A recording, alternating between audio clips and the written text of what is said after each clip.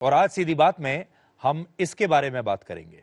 आप समझ गए होंगे कि ये क्या है। अगर नहीं समझे हैं तो थोड़ी देर में मैं आपके सामने स्पष्ट कर दूंगा। और इसके बारे में बात करने के लिए आज सीधी बात में हमारे साथ दो मेहमान हैं। वैसे तो हमेशा एक मेहमान होते हैं, लेकिन आज दो मेहमान हैं, इसलिए आप समझ लीजिए आपके लिए एक डबल ट्रीट है, या कह लीजिए कि एक डबल सेंचुरी की तरह है। हमारे साथ हैं विवेक अग्निहोत्री।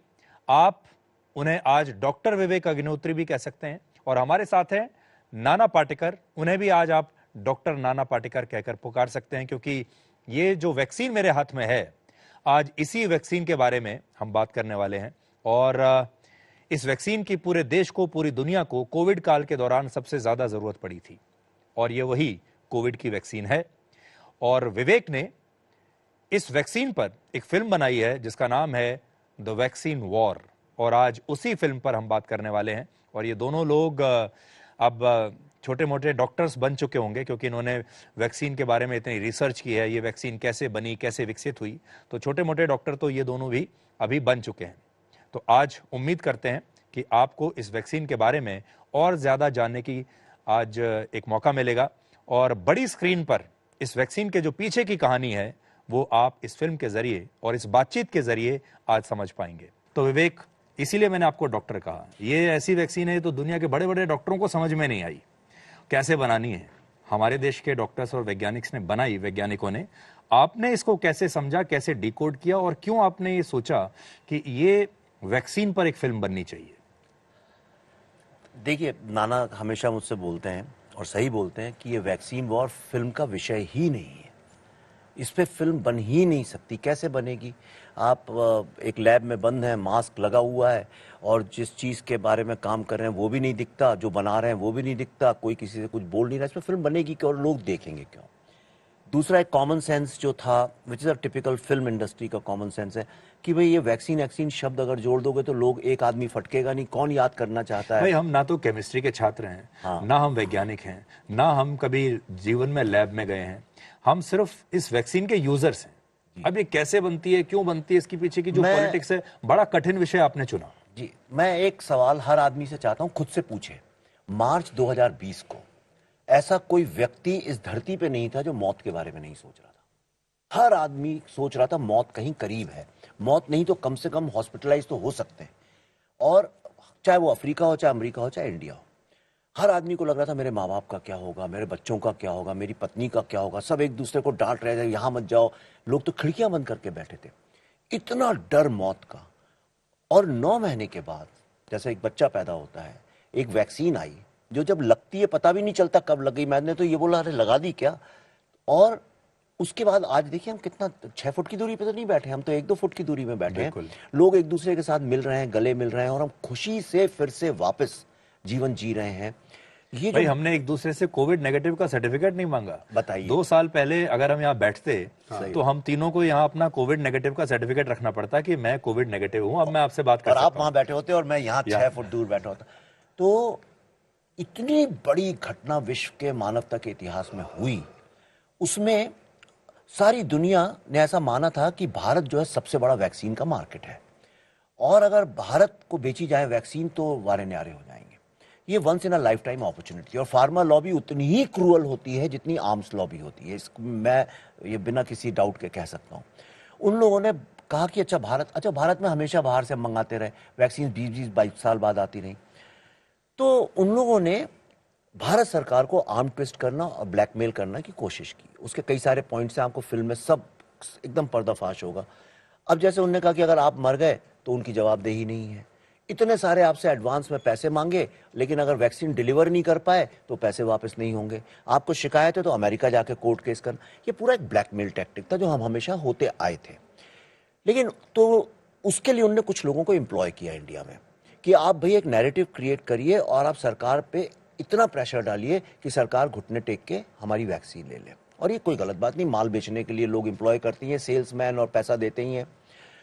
लेकिन भारत सरकार ने डिसाइड किया कि हम इस बार ऐसा नहीं होने देंगे, और भारत सरकार ने एक बहुत कैलकुलेटेड रिस्क ली कि ये एक मौका है, अगर हमने वैक्सीन अपनी बना ली टाइम पे तो हम हमेशा के लिए सेल्फ रिलायंट, आत्मनिर्भर हो जाएंगे, और हमें कभी किसी के आगे ब्लैकमेल नहीं होना पड़ेगा।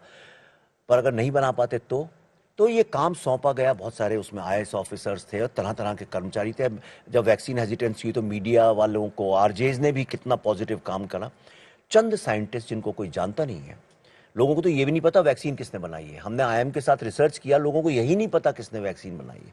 तो Indian council of medical research और नेशनल इंस्टीट्यूट ऑफ वायरोलॉजी के जो साइंटिस्ट हैं, वो बंच जिनमें 70% महिलाएं हैं, उन लोगों ने दिन रात त्याग और तपस्या करके अपनी जान पे खेल के we made the world's fastest indigenous covid vaccine, जिसमें किसी और राष्ट्र का सहारा नहीं लिया। तो ये India can't do it versus India can do it का एक वॉर था। और मुझे ऐसा लगा ये विजय गाथा जो है भारत की, ये दर्ज करनी ही चाहिए फिल्म में, ताकि 100 साल बाद कोई बच्चा, 32 साल बाद कोई ये ना बोले कि ये तो प्रोपेगेंडा, कोई और विवेक आदमी होती है फिल्म बनाने की कोशिश। इस पर मैं बात करूंगा, प्रोपेगेंडा फिल्म का जो आरोप लगता है। लेकिन नाना, आप इतने दिनों के बाद फिल्मों में नजर आ रहे हैं, अपने काम करना थोड़ा सा, या तो ऐसा लगता है कि कम कर दिया था, या आपको सही आपकी पसंद का रोल नहीं मिल रहा था, लेकिन इस बार आपने डॉक्टर जो ICMR DG हैं बलराम भार्गव, उनका रोल निभाया। अब ICMR एक ऐसी संस्था है जिसने बहुत अहम रोल निभाया इस कोविड के दौरान। तो आपने तैयारी कैसे की? आप तो अपनी मेथड एक्टिंग के लिए जाने जाते हैं। नहीं, होता ये है कि जिस वक्त ये आया विवेक, तो उतना वक्त नहीं था कि मैं तुझे जान लूँ, पहचान लूँ। उसके लिए वो एक वक्त लगेगा, फिर तुझे मैं अपने अंदर डाल दूँ, फिर मैं काम करूँ, उतना था नहीं।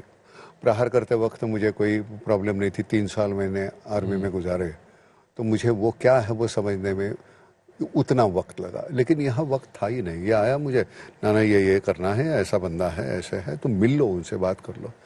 मैंने कहा वक्त है नहीं, इतने कम वक्त में मैं उनको ना तो पहचान पाऊंगा, ना तो जान पाऊंगा, और वो कोई इम्प्रेशंस वो रहेंगे मेरे जहन में, तो वो काम करते वक्त तकलीफ देंगे, तो मैं नहीं मिलूंगा।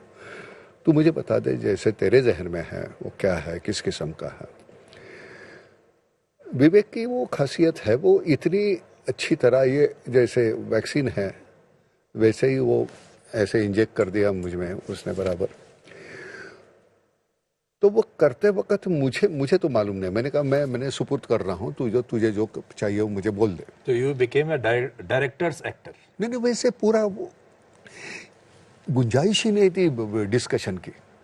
कैसे करेंगे डिस्कशन, ताकि मुझे कुछ आता ही नहीं। मैं अनाड़ी किस्म का आदमी हूँ, गांव खेड़े का हूँ यार, मुझे कुछ आता नहीं है। मुझे एक्टिंग के अलावा कुछ आता नहीं। एक्टिंग भी वो है कि जो रोल मुझे रास आए, मैं पूरी तरह ढाल दूँ उसमें, तो ही मैं कर पाऊंगा, नहीं तो नहीं आएगा मुझे। तो इसने जो मुझे कहा वो मैंने करने की कोशिश की। टेक्निकल पार्ट था, उसमें तो कोई इम्प्रोवाइजेशन का चांस ही नहीं था। कोई इमोशनल कोई सीन्स होते थे तो थोड़ा सा कुछ इधर उधर। सबसे खासियत ये थी विवेक की कि वो आर्टिस्ट को इतना कंफर्टेबल करता है, तो उसे ऐसे नहीं लगता कि मैं गलती भी हो गई तो ऐसे नहीं बोलेगा, ना तो बोलेगा, डांटेगा। और एक बार कहते बहुत अच्छा था वो, बहुत अच्छा था, लेकिन शायद इसे देखो, अगर नहीं तो अच्छा तो है अपने पास, नहीं तो आगे चलते हैं, करते हैं ऐसे करके। तो मतलब वो पता नहीं लगने देता था आर्टिस्ट को। तो अब हमको लगता है चलो और एक चांस मिला है, और एक टेक करते हैं और बेहतर हो जाएगा। तो उस वजह से वो बड़ी आसानी महसूस हुई। हमने जब उस दिन शो किया, सभी साइंटिस्ट, बलराम भार्गव जी आए थे उस वक्त। वो देखने के बाद मैं नीचे कॉफ़ी पी रहा था, वो ख़त्म होने के बाद आए, ऐसे आंखों में पानी है, ऐसे मेरे हाथ पकड़ के, कैसे किया आपने, आप ना तो हमसे मिले थे, ना तो बात हुई, आपने कुछ देखा। मैंने कहा उसने जो बोला वो मैंने करने की कोशिश की, और कुछ नहीं है। कुछ गलत है तो माफ़ करना है, वो मेरी गलती है, उसकी नहीं। तो कहते नहीं ये ऐसे ही। हालांकि वो बहुत सिंपल किस्म का आदमी है, ना तो कभी आवाज़ उसकी बड़ी हो जाएगी, कभी चिल्लाएंगे, ऐसे कुछ आदमी नहीं। लेकिन यहाँ वक्त इतना कम था, और उस वक्त के इसमें हमको वो बनानी थी वैक्सीन, और उसकी वजह से उनका कैरेक्टर थोड़ा सा चेंज और थोड़े सख्त हो गए थे। हालांकि वो थे नहीं वैसे, बहुत सॉफ्ट स्पोकन पर्सन है।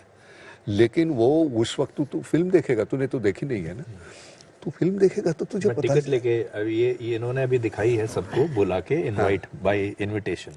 उस दिन मैं जा नहीं पाया, अब मेरा जो सही मुझे अच्छा लगा टिकट शब्द सुन के, बहुत दिल को मुझे जो अच्छा सही ट्रिब्यूट जो होगा वो होगा जब मैं टिकट खरीद के अपनी जेब से फिर पिक्चर देखने जाऊँ। मैं तुझे सच कहता हूँ, तू आएगा तो तू बाहर आने के बाद तू बोल नहीं पाएगा। थोड़ी देर तू एक ऐसा एहसास होता है कि यार कमाल है, हम इतनी जिंदगी भर हम हमारे क्रिकेटर्स हैं, फिल्म एक्टर्स हैं, उनको हम हीरो मानते आए। असल में कौन हीरो है, क्या है, हमको बचाया यार इन लोगों ने। और किस किस्म के लोग हैं, 70% तो औरतें हैं, उन्होंने बनाई है। और सभी कुछ वही जो आप रोजमर्रा की जिंदगी में करते हैं वही करते हुए उन्होंने साथ साथ ये वैक्सीन बनाई।